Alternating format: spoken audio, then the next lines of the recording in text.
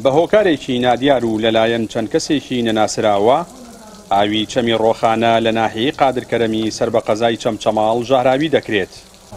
بەهۆیەوە دەیان هەزار ماسی و زیندەوەری ئاوی لە ناو چوون و زیانێکی زۆربەر کەرتی کشتتوکاڵی سنوورەکە کەوتووە. بەو پێی ئاوی چەمی ڕۆخانە جگە لە سەنتەری ناحیەکە سەرچاوەیەکی ئاوی سەرەکی دەیان گوندی سنوورەکەیە بۆ بوارەکانی کشتتوکاڵ و ئاژەڵداری. پەیام بە شێوەیەکی مەیدانی سەردانی سنوورەکە دەکات. هاوڵاتیانی سنوورەکە لە ڕێگەی پەیامەوە داواکارن لە لایەنە پەیوەندیدارەکان ئەو کەسانەی دەستیان هەبووە لە ژەهراویکردنی ئاوەکەدا دەستگیر بکرێن و ئیجراعاتی یاسایان لەگەڵدا بکرێت. من پۆستێکم لەسەری کرد جەنابتان بینیتان ئاوەکو یەکەمین کەناڵگەشتە سەر ڕووداوەکە دەستان خۆش بێەوە دیارە هەم تەسوورتانیش کردووە وەتر دیارەمە کەسی بێگانە نایە ئەمیشە بکات حتمما کەسی ناخۆی قادرکەرم و لەوانەیە دەوروبەری بێت و ئەگەر حکومەتیش هەوسی لێ بێ دۆزیێتەوە و هیوادارین ئەم کارە ژەوانەی کاریان کردووە بە سزای یاسایی خۆیان بکرێن لەبەرەوەی جارێکی تر کەس نەتوانێت ئەم کارە دووبارە بکات و سزایەکی قورسیان بۆ دابنن. حکومە ڕووماڵات و خەڵک لەسەری زەرعات و بۆیسان و شتەکات یاخود لەسەری ئاو بن بە تەنکەر داروشتی پێ ئاوشێنەکەن بۆمانە زۆر بەکاریان دێت. بەڕاستی ئەمە کارەساتێکی زۆر ناخۆش و خراپە. ئەو کەسانی ئەمەیان کردووە هیوادارم دارودەستەی قادرکەرم بێ ئەم کەسانە دەستگیرکەن. بەڕاستی ئەگەر ئەمڕۆ ئەمەیان بۆ بەسەر بڕوا دڵنیا بە دووبارە و سێوارەشە بێتەوە. جا هیوادارم ئەو کەسانە دەستگیرکەن. تا ئێستا ئەو معلوماتانە بێ وەکو خەڵکی ناحیەکەی چەس دەستگیر کراوە؟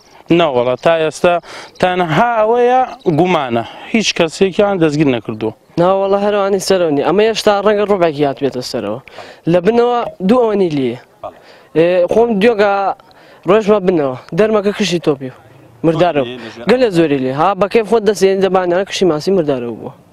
ئەمە ئێستا ئەمانە ها کە لە دەرەوە نەمانە ئەمەم تەنان ڕۆبێکیت.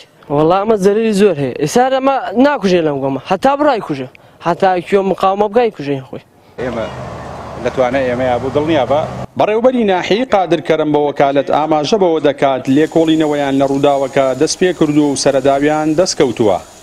باسی لەوەش کرد بە پێی مادەی 42 لە یاسای ژینگە فەرمانی دەستگیرکردن بۆ 4 هاوڵاتی دەرچووە و لە ئایندەیەکی نزیکدا دەستگیر دەکرێن و ئیجراعاتیان لەگەڵدا دەکرێت و چاوپۆشی لە هیچ کەسێک ناکرێت.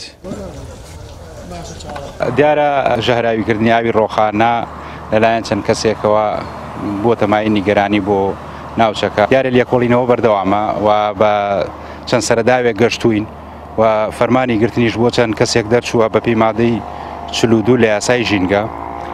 لێکۆڵینەوەکان بەردەوامە هەر کەسێک لە هەر پلۆپۆستێکا بێ و لە هەر لایەنێکا بێت دەستی لەو کارەیە هەبێ ڕوبەڕووی یاسایی دەکەینەوە. لە هیچ کەسێک چاوپۆچی قبوڵ ناکەین و لە هەر پلۆپۆستێکا بێت لە هەر لایەنێکا بێت هەر کەسێک بێ ڕوبەڕووی یاسایی دەکەینەوە.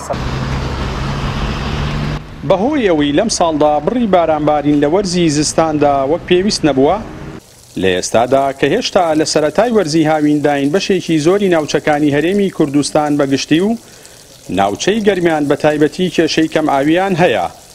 ژەهراویکردنی ئاوی چەمی ڕۆخانش لەم وەرزە بێ ئاوەدا جگە لەوەی دەیان هەزار زیندەوەری ناواوەکەی ژەهراوی کردو و لە ناویانی بردووە هاوکات هێندەی ترگرفتی کەماوی لە ناحیەی قادرکەرم و دەیان گوندی سنوورەکە زیاتر دەکات بە تایبەت لە بوارەکانی کشتتوکاڵ و ئاژەڵداریدا.